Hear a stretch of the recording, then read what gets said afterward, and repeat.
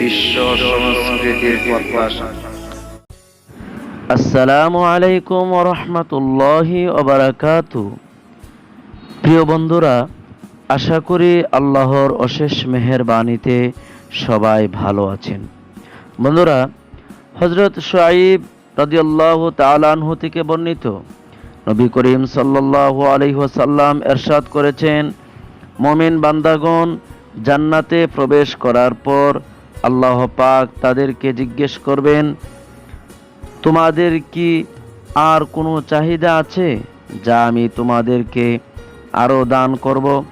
জবাবে তারা বলবে, হে আমাদের প্রতিপালক আল্লাহ, আমরা আর কি চাইব?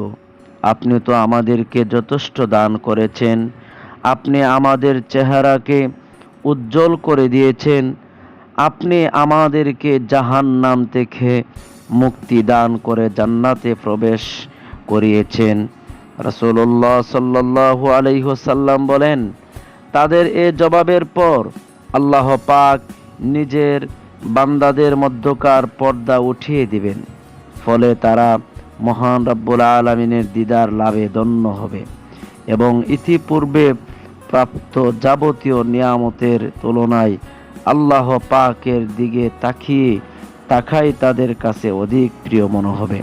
প্রিয় বন্ধুগণ, আমরা এই দুনিয়াতে এসেছি।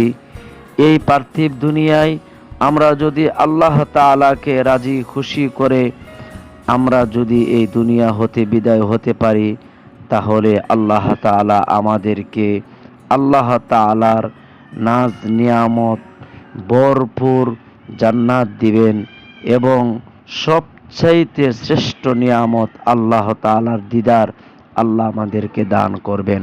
আল্লাহ আমাদেরকে দিনের সহি বোঝ দান করুন। আল্লাহুম্মা আমিন।